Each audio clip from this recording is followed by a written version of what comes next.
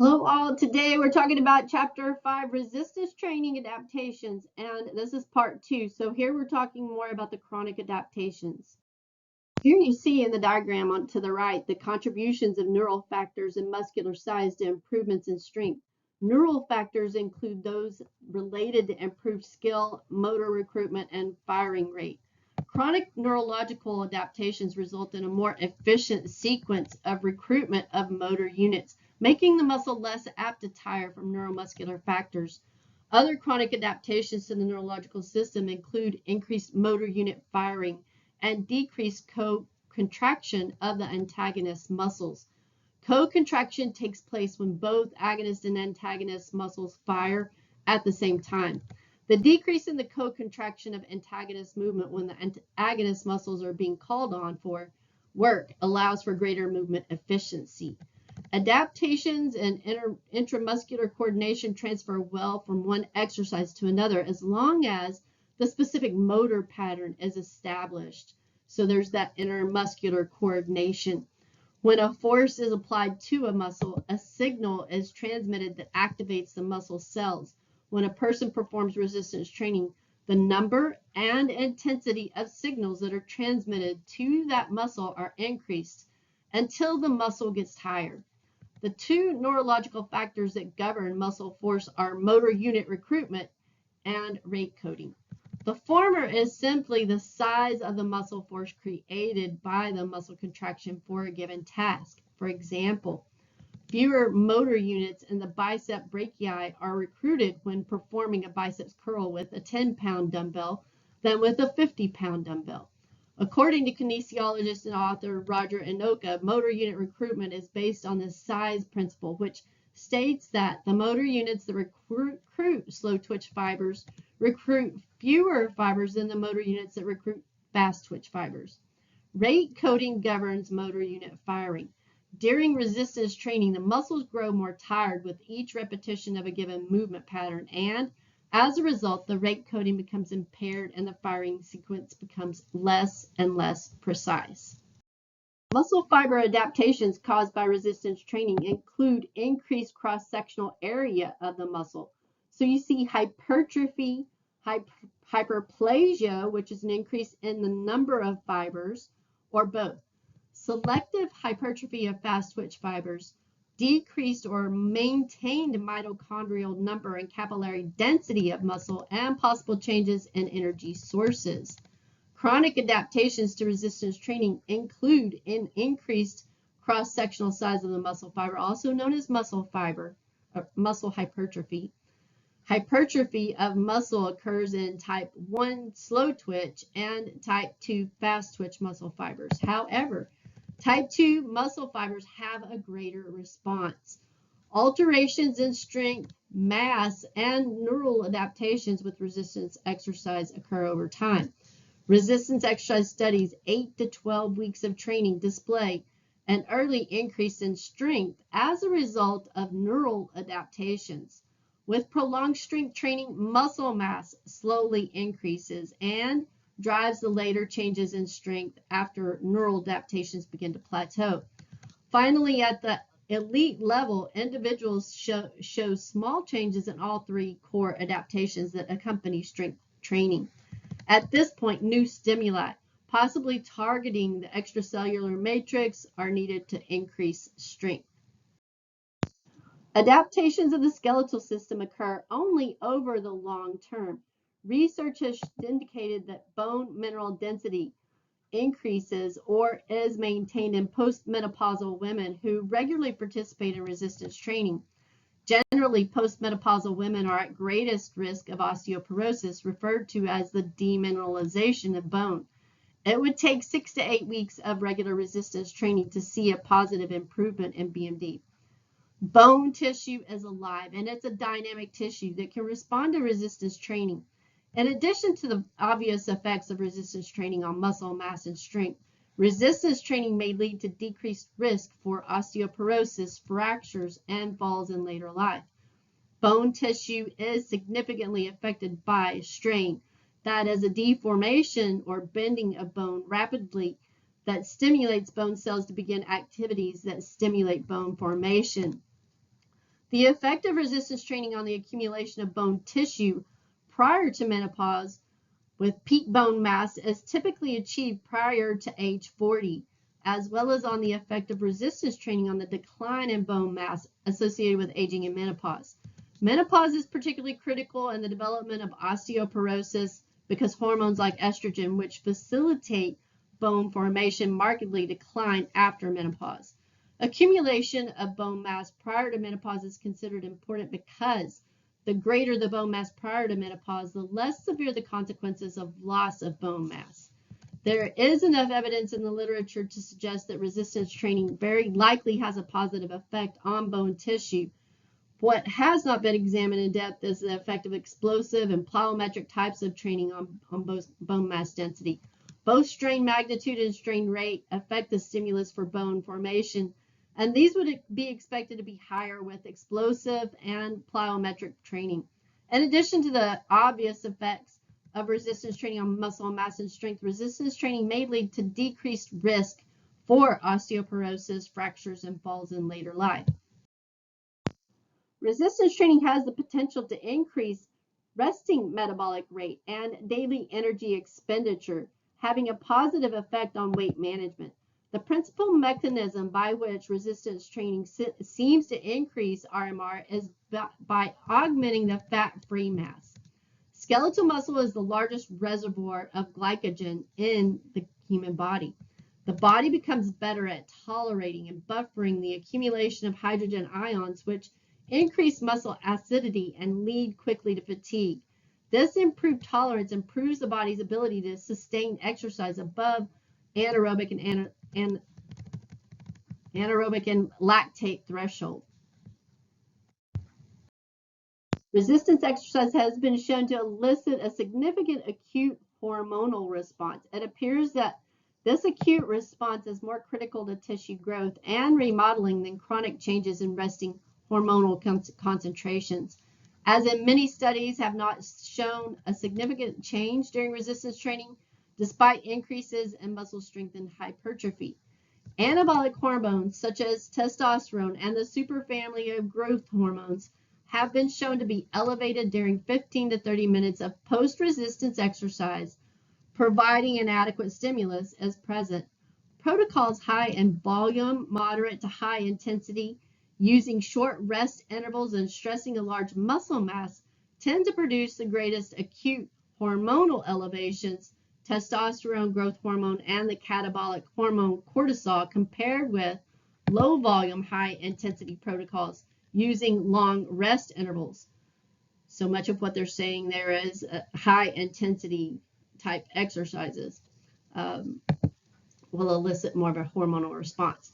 Other factors such as nutrition, overtraining, detraining, and circadian patterns of hormone secretion are critical to examining the hormonal responses and adaptations to resistance training. Resistance training causes increased absolute left ventricular wall thickness and left ventricular mass. These increases are not as evident when expressed relative to body surface area or lean body mass. There is little or no change in left ventricular internal dimensions in absolute terms or relative to body surface area, resting heart rate, resting blood pressure, and diastolic function of the left ventricle due to resistance training. No change or slight positive effects are noted in systolic function of the left ventricle with training. During resistance training exercises, a large pressor response occurs and is attenuated in resistance trained athletes as compared to control subjects. Resistance training does result in adaptations of the cardiovascular system, with further research being needed to elucidate that nature. Body composition changes are seen as a chronic adaptation to resistance training. Body composition is broken down into fat mass or subcutaneous fat and a fat-free mass, which is bone, muscle, etc. The fat-free mass is primarily increased because of muscle hypertrophy from regular resistance training. As a result, the energy expended by the body to maintain muscle mass is greater, increasing caloric expenditure and causing a decrease in fat mass. The connective tissue in the dermis also increases its elasticity, making the skin tighter and resulting in an overall younger looking body. The length of time for those chronic adaptations to be seen varies by gender, chronological age, training age, and genetic makeup. And here you can see the chronic adaptations to resistance training based on muscle performance, enzymes, the muscle substrates, the fiber characteristics, body composition, the neurological changes, and structural changes. Now we'll look at the factors influencing the adaptations.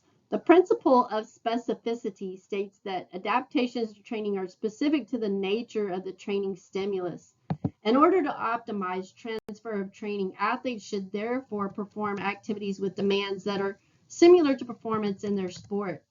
These demands may be defined by mechanical similarity as proposed by Vershansky and Ziff with the criteria of dynamic correspondence, which include characteristics such as muscle action and movement velocity, or physiological demands, considering factors such as work duration, intensity, and work to rest ratio. The key components of any training program are the volume, how much you do, intensity, how hard and how frequent, how often of your exercise sessions. These training impulses determine the magnitude of adaptive responses that either enhance fitness or decrease fatigue or exercise capacity. Gender affects the quantity of muscle. Men inherently have more muscle mass than women, and the growth of muscles in men is favored by testosterone. The larger the muscle, the stronger a person is. Males and females adapted to resistance training with similar effect sizes for hypertrophy and lower body strength, but females had a larger effect for relative upper body strength. Given the moderate effect size favoring females in the upper body strength analysis, it is possible that untrained females display a higher capacity to increase upper body strength than males. Both males and females can considerably increase muscle strength and size with resistance training. There is no age limit for one who can begin resistance training. However, the rate of muscle growth and development is greatest from 10 to 20 years of age. After reaching growth maturity, muscle growth and strength increase do not happen quickly. Muscle loss with aging is region-specific for some muscles and uniform for others. Equivalent strength training volume at moderate or high intensities increase muscle volume with no differences in muscle volume gains for old men. These data suggest that physical exercise at moderate intensity of 55 to 60% of one repetition maximum can reverse the aging-related loss of muscle mass. Sarcopenia has been defined as an age-related involuntary loss of skeletal muscle mass and strength, beginning as early as the 4th decade of life. Evidence suggests that skeletal muscle mass and skeletal muscle strength decline in a linear fashion, with up to 50% of muscle mass being lost by the 8th decade of life. Given that muscle mass accounts for up to 60% of body mass, pathological changes to this important metabolically active tissue can have profound consequences on the older adult. The consequences of sarcopenia are often severe in older adults, as the strength and functional declines associated with sarcopenia can in turn contribute to a number of adverse health outcomes, including loss of function, disability, and frailty. Sarcopenia is also associated with acute and chronic disease states, including insulin resistance, fatigue, falls, and mortality. The physiological and morphological changes in skeletal muscle with advancing age are characterized by overall declines in size and number of skeletal muscle fibers, mainly the type 2 or fast twitch muscle fibers, and a marked infiltration of fibrous and adipose tissue in the skeletal muscle. First, the declines in the number of neuromuscular junctions with a resulting drop of fast twitch or type 2 muscle fibers is thought to play an important role in age-related muscle decline. Sarcopenia is a common condition in older adults that contributes to the functional decline, disability, frailty, and fall. There's yet no consensus definition for sarcopenia, although recommendations for the development of a definition based on both muscle mass measurement and physical function have been proposed. Sarcopenia has a multifactorial cause with declines in activity and nutrition, disease states, inflammation, declines in the neuromuscular joint junctions, and aging-related changes in mitochondria. Apoptosis and the angiotensin system recently found to be contributory. Rheumatological conditions are highly associated with sarcopenia, skeletal mass decline, and likely due to the high levels of inflammatory cytokines. How your muscles grow, how much strength they can reach, and how resistance training affects them have a strong genetic component. There are several genes that have been found to affect muscle development, growth, and their response to resistance training. Overtraining occurs when an athlete doesn't adequately recover after repetitive, intense training and can include fatigue, declining performance, and potential injury. Overreaching is a muscle soreness above and beyond what you typically experience that occurs when you don't sufficiently recover between workouts. Overreaching usually happens after several consecutive days of hard training and results in feeling run down. Luckily, the effects of overreaching can be easily reversed with rest. Overtraining occurs when an athlete ignores the signs of overreaching and continues to train. Many athletes believe that weakness or poor performance signals the need for even harder training, so they continue to push themselves. This only breaks the body down further. Symptoms and warning signs of overtraining. It may be hard to know when you're overtraining. It's natural and expected to feel fatigued after challenging training sessions. But feeling like you aren't recovering between sessions or experiencing overall fatigue and difficulty pushing yourself during workouts can be indicators of overtraining. Training-related signs of overtraining, you'll see an unusual muscle soreness after a workout, which persists with continued training. There's an inability to train or compete at a previously manageable level. You'll have heavy leg muscles, even at lower exercise intensities, and delays in recovery from training. Performance plateaus or declines, thoughts of skipping or cutting short your training sessions. There are other lifestyle-related signs of overtraining with prolonged general fatigue, an increase in tension or depression, anger or confusion. There's an inability to relax, poor quality of sleep, a lack of energy and decreased motivation and moodiness, and just not feeling joy from things that were once enjoyable. Other health-related signs of overtraining, an increased occurrence of illness, increased blood pressure and at-rest heart rate, irregular menstrual cycles and missing periods for females, weight loss or appetite loss, constipation or diarrhea. If any of these signs feel familiar, it may be time to make some changes in the workout. It's best to identify these symptoms early on and adjust training to accommodate. And important that you're talking with your client. If the symptoms become more severe and prolonged, the recovery takes much longer. Detraining is the partial or complete loss of training-induced adaptations in response to an insufficient training stimulus. Detraining characteristics may be different depending on the duration of training cessation or insufficient training. A detraining period after resistance training causes a significant decrease in trained-induced muscular adaptations. However, it's unclear how long muscle strength and hypertrophy gains last after different detraining periods. Oftentimes, there's a reduced maximal function or decreased muscle size and decreased neural drive to the muscle. Short-term detraining period of 3 weeks often can lead to only minimal changes in training-induced neuromuscular adaptations, while a more prolonged detraining period of 24 weeks can cause significant muscle atrophy and a 4 to 12% reduction in muscle strength. Accordingly, muscle strength decreased 17% after a prolonged detraining period of 24 weeks. Detraining seems to have a higher impact on muscle size than it does on muscle strength. And these are my references. I look forward to talking with you again. Have a great day.